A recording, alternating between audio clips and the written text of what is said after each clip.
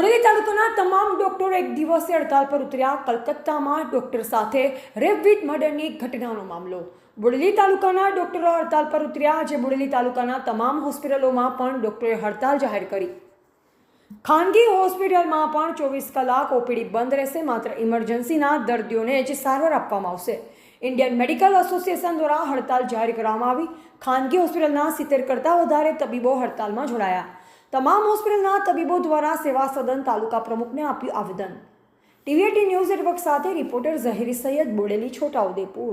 RG Kar medical કોલેજમાં એક સ્ત્રી તબીબ પર થયેલા અનુમાનિત અત્યાચાર, રેપ, ત્યારબાદ તેના હત્યામાં થયેલા ગુના બદલ તેના આરોપીઓની ધરપકડ થાય, તાત્કાલિક ધોરણે એની સજા મળે એ માટે આજે બોડેલી મેડિકલ એસોસિએશનના તમામ ડૉક્ટરોએ એના વિરોધમાં ઓપીડી સેવાઓ બંધ રાખેલ છે અને આ માટે અમે એનું આવેદનપત્ર બોડેલી તાલુકા પંચાયતના પ્રમુખ શ્રી શીતલકુંવરબાને આપેલું છે અને બોડેલીના તમામ ડૉક્ટરોએ એ માટે વિરોધ દર્શાવેલ છે। આજે ડૉક્ટર રાજેશ પરમાર, રાધા હોસ્પિટલ, બોડેલી।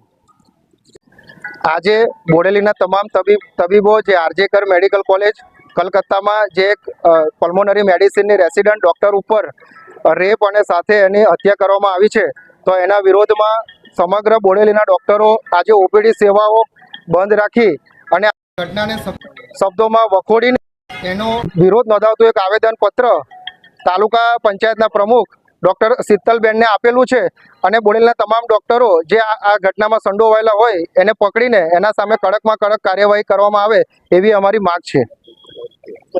મારું નામ ડૉક્ટર સ્નેહલ રાઠવા, પ્રમુખ બોડેલી ડૉક્ટર એસોસિએશન।